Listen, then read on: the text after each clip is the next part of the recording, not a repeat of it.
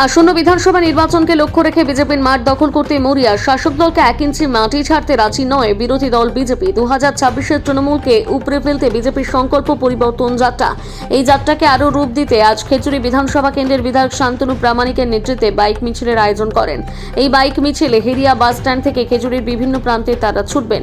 বিজেপির একটাই সংকল্প, পরিবর্তন করতে হবে 2026-এর সরকারকে। পূর্ব মেদিনীপুর জেলার যেসব বিধানসভাগুলো রয়েছে আগামীকাল পরিবর্তন যাত্রার রথ প্রবেশ করবে। তার আগেই বিজেপির কর্মী সমর্থকদের উচ্ছ্বাস চোখে পড়ার মতন।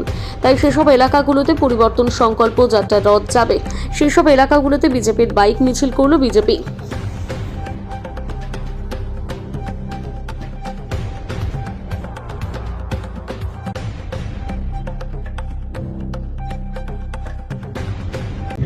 পরিবর্তন যাত্রার ঝড় বইতে বলা যেতে পারে, কি বলবেন?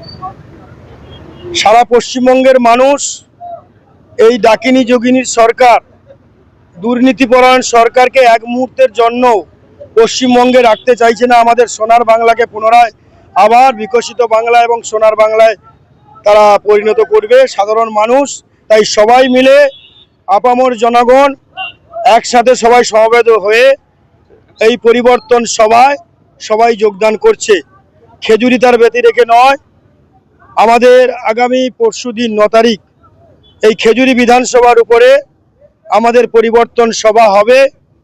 হাজারো হাজারো মানুষ, সাধারণ মানুষ, জনতা জনার্দন সবাই একসঙ্গে সমবেত হয়ে পরিবর্তন যাত্রা, পরিবর্তন সভাকে সফল করবে।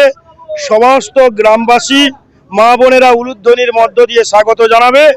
আমাদের এই পরিবর্তন সভায় উপস্থিত থাকবেন ত্রিপুরার প্রাক্তন মুখ্যমন্ত্রী সম্মানীয় বিপ্লব দেব মহাশয়, আর আমাদের আসামের মুখ্যমন্ত্রী, প্রাক্তন মুখ্যমন্ত্রী স্বরূপানন্দ সোনোয়াল, তিনিও উপস্থিত থাকবেন। রাহুল সিনহা মহোদয়, রাজ্য এবং কেন্দ্রীয় নেতৃত্বরা সবাই উপস্থিত থেকে আমাদের এই পরিবর্তন সভাকে জনসমুদ্রে ভরিয়ে দেবে এবং খেজুরির মানুষ উচ্ছ্বাসে ফেটে পড়ছে। আজ থেকেই মানুষের উচ্ছ্বাস, এই সভাকে স্বতঃস্ফূর্তভাবে তারা অংশগ্রহণ করবে।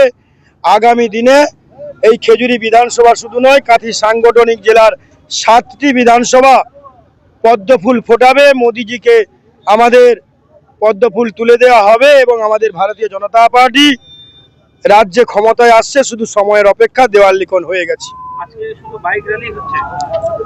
এটা ঠিক বাইক র্যালি নয়, আমরা মনে জানান দিচ্ছি আমাদের এই পরিবর্তন সভাকে কেন্দ্র করে অন্য কোনো কিছু বিষয় নয়।